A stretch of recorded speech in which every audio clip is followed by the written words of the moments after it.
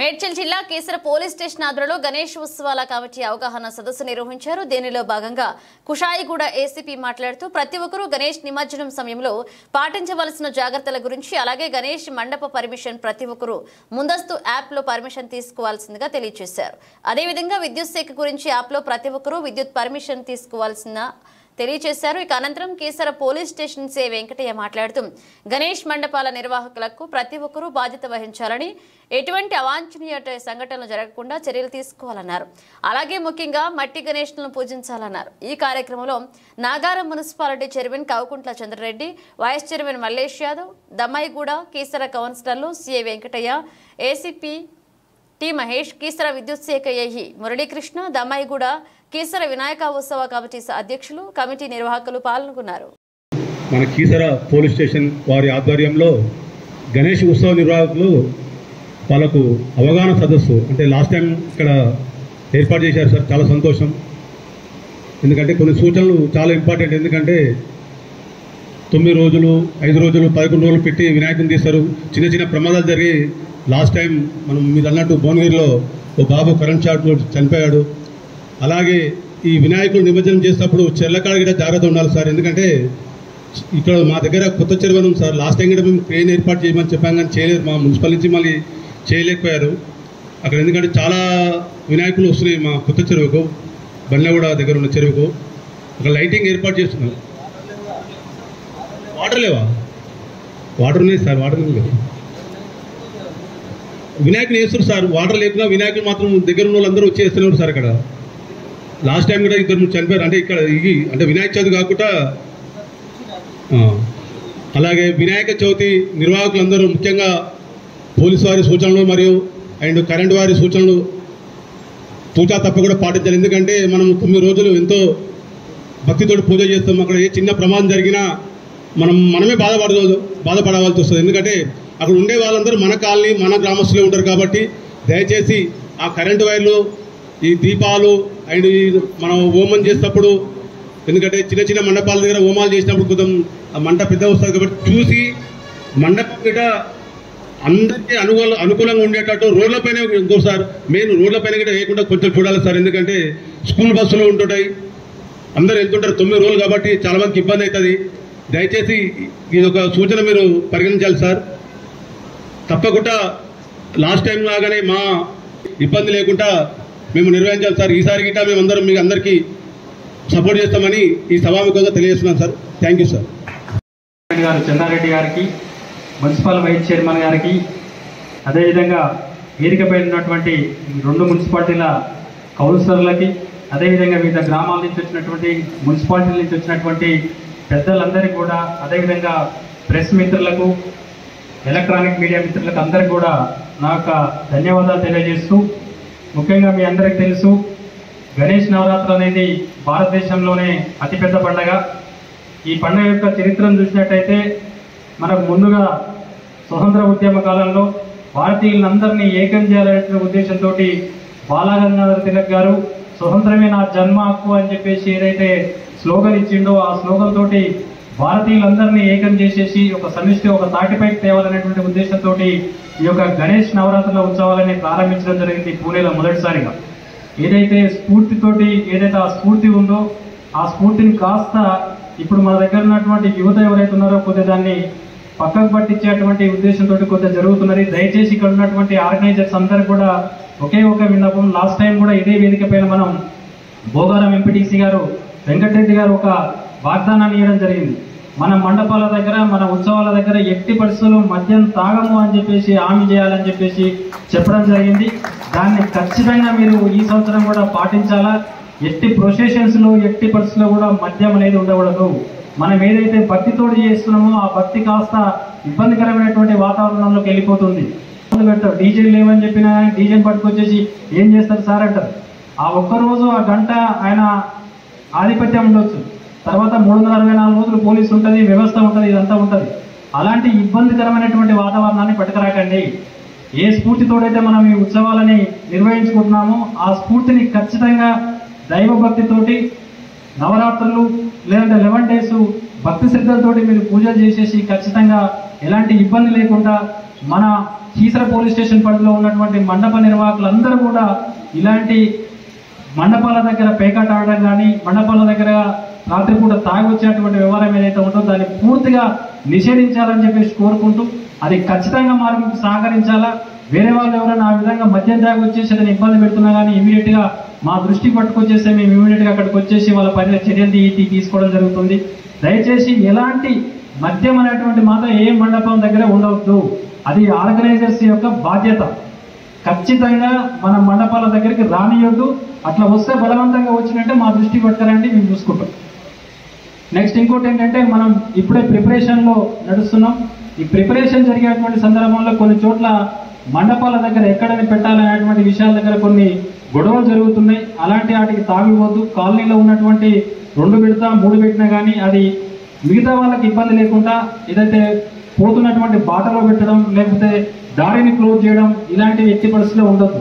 Last year నాకు RGK నుంచి ఒక కాల్ రాలేదు, సార్ మీరు రెగ్యులర్గా వెళ్ళేటువంటి బాటను క్లోజ్ చేస్తున్నారు సార్, ఇక్కడ ఇబ్బంది అవుతుందన్నారు. అలాంటిది మళ్ళీ మేము వెళ్ళి చెప్పి దాన్ని పక్కకు జరిపించడం జరిగింది.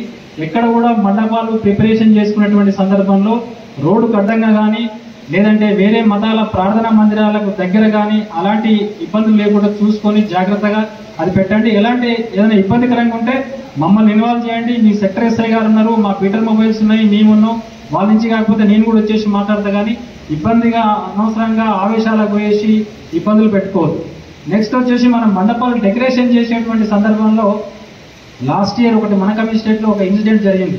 ఆ జే వైర్ పెడుతున్నారు, చిన్న చిన్న బల్బులు పెట్టేసి లింకు పెట్టిన తర్వాత జే వైర్ పెట్టడం వల్ల లాస్ట్ టైం భువనగిరి డివిజన్లో ఏం జరిగిందంటే ఆ జే వైర్కు ఆ ఎలక్ట్రిసిటీ ఎక్కడో తేలిపోయి షాక్ వచ్చేసి ఒక చిన్న బాబు చనిపోయాడు. కాబట్టి దయచేసి ఆ మందిరాల దగ్గర జే వైర్ తోటి పెట్టేటువంటి బల్బులు ఏవైతున్నాయో ఆ జే వైర్స్ పెట్టకండి. పెట్టుకున్నటువంటి ఎలక్ట్రికల్ వైర్ ఏదైతే ఉన్నదో ఏఈ గారు కూడా ఇక్కడే ఉన్నారు, మీరు అప్లై చేసుకుంటారు. ప్రతి వాళ్ళకు కూడా ఇంటిమేషన్ చేయాలని చెప్పేసి లింక్ వస్తుంది, ఇంటిమేషన్ లింక్ అని చెప్పేసి Ganesh ideal intimation permission letter అంటారు దాన్ని. ఆ లింక్ రాగానే మీరు ఆల్రెడీ అందరు కూడా ఆల్మోస్ట్ ఒక గ్రూప్ క్రియేట్ అయినది మన లాస్ట్ ఇయర్ గ్రూపు. ఆ గ్రూపే కంటిన్యూ అవుతుంది.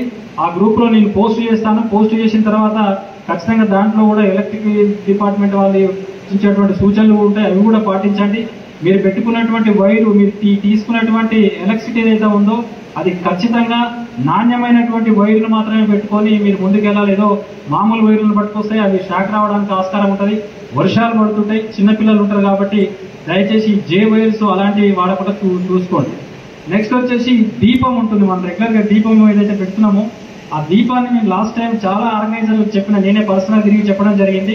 మీరు ఏం చేస్తున్నారంటే ఆ దీపం చుట్టూ క్లాత్ కట్టడం కానీ లేకపోతే అట్టాలు పెట్టడం కానీ లేదా పేపర్ పెట్టడం కానీ పెట్టొద్దు. దయచేసి క్లాత్ కట్టడం కానీ అట్టాలు పెట్టడం కానీ పెట్టొద్దు.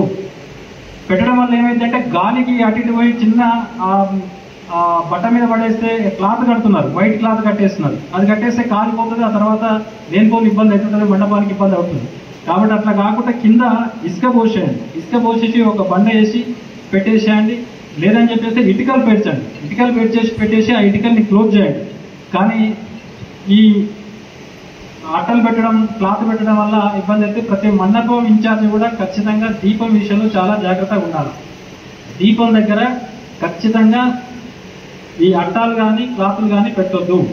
మంచిగా ఇసుక వేసుకొని ఇసుక పైన రాళ్ళు వేసేసుకొని మన సిమెంట్ ఇటుకలు కానీ లేకపోతే మామూలు మట్టి ఇటుకలు కానీ ఉంటే ఆ ఇటుకతో పేర్చుకొని పెట్టుకోండి, ఇబ్బంది ఎక్కుతుంటారు. రెండోది వచ్చేసి లడ్డు దగ్గరికి వచ్చేసరికి కూడా చాలా జాగ్రత్తలు పాటించాలా. మనోళ్ళందరూ లడ్డు పట్టుకొచ్చి పెడుతున్నారు అక్కడ, తర్వాత అక్కడి నుంచి ఎస్కేప్ కావడం జరుగుతుంది దొంగలు అని చెప్పేసి. ఈ విషయంలో నేను ఒక చిన్న సూచన ఏంటంటే ఖచ్చితంగా మండపాల దగ్గర సీసీ కెమెరాలు పెట్టుకోవాలా. అది పెద్ద ఖర్చు కూడా లేదు. సీసీ కెమెరాలు పెద్ద ఆర్గనైజర్లకు పెద్ద కాదు. ఇప్పుడు మా కమిషనరేట్ పరిధిలో కూడా ఇప్పుడే నాకు ఐటీ సెల్ వాళ్ళు చెప్పడం జరిగింది, ఒక యాప్ ఒకటి తయారు చేసేసి ఒక సీసీ కెమెరా పెట్టుకుంటే రోజుకు 600 లెక్కన ఛార్జ్ చేయడం జరుగుతుంది. అది లేదా మీ ఇంట్రెస్ట్ ఉంటే మీరే పెట్టేసుకోండి. మా పోలీసు వారి కాన్ఫిగరేషన్ తగ్గట్టు ఎంటైర్ కమిషనరేట్లో ఒక 600 రూపాయలు పెట్టేస్తే రోజుకు 600 రూపాయలు చొప్పున ఒక అతను రెడీగా ఉన్నాడు. ఆయన మండపాల దగ్గర సీసీ కెమెరా పెడతాడు. చిన్నదైతే ఒకటి పెట్టుకోండి, పెద్ద మండపం ఉంటే ఆర్గనైజర్స్ పెద్దగా ఉంటే 2, 3 కూడా పెట్టేసుకోండి. మీరు వాళ్ళ నెంబర్లు కూడా నేను గ్రూప్లో పెట్టేస్తా. వాళ్ళతో లేదు సార్ అది మాకు అవసరం లేదంటే మీరు ఓన్గానే స్టార్ట్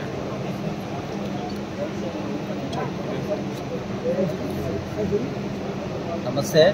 ఈరోజు కీసర పోలీస్ స్టేషన్ పరిధిలోని mandal organisers meeting, preparatory meeting అనేది ఈరోజు ఫంక్షన్ హాల్లో తీసుకోవడం జరిగింది. దీనికి గౌరవ చైర్మన్ సాబు ఇంద్రారెడ్డి సాబు, వైస్ చైర్మన్ మల్లేశం గారు మరియు కౌన్సిలర్స్ మరియు మా ఇన్స్పెక్టర్ వెంకటయ్య మరియు మండల్ ఆర్గనైజర్స్ అందరూ అటెండ్ అయ్యింది. మండల్ ఆర్గనైజర్స్ కూడా అందరూ అటెండ్ కావడం జరిగింది.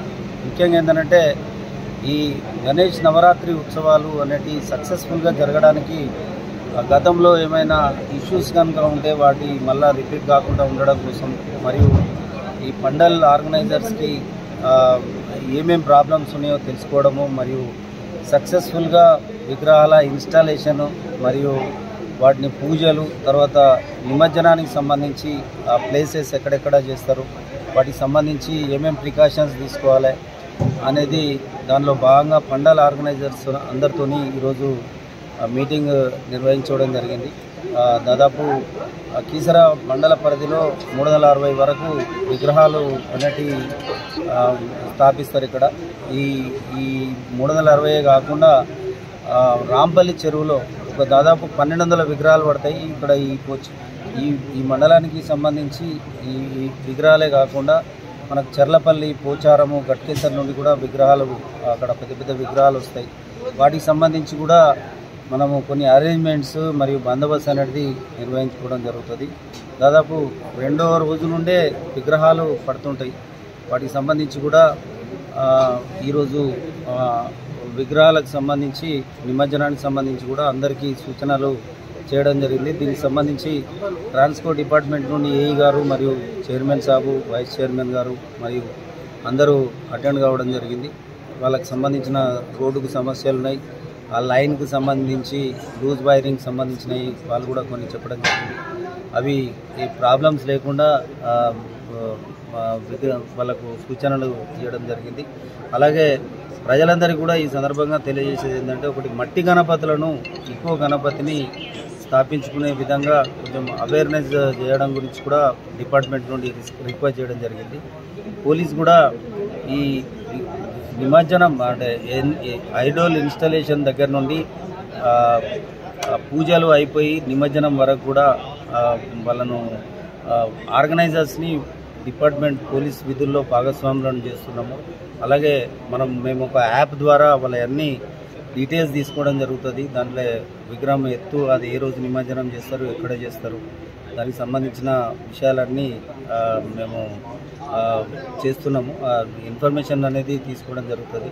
అవి కూడా వాళ్ళు ప్రతి ఒక్కరూ అప్లై చేసుకోవాల్సి వస్తుంది. అలాగే ఎలక్ట్రిసిటీ డిపార్ట్మెంట్ నుండి కూడా వాళ్ళు ఫీజు కట్టి పర్మిషన్ అనేది తీసుకోవాల్సిన బాధ్యత అనేది ఉంటుంది.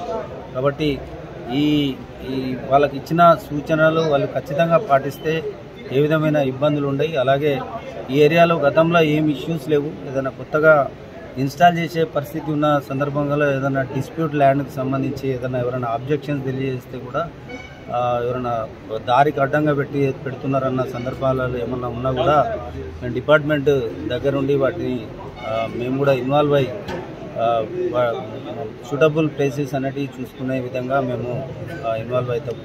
ప్రతిదీ పోలీసుల సహకారం తీసుకోవాల్సిందిగా ఈ సందర్భంగా కోరుకుంటున్నాము. దీనికి చైర్మన్ గారు మరియు ఎలక్ట్రిసిటీ డిపార్ట్మెంట్ గారు వీళ్ళందరూ కూడా సహకరిస్తున్నారు.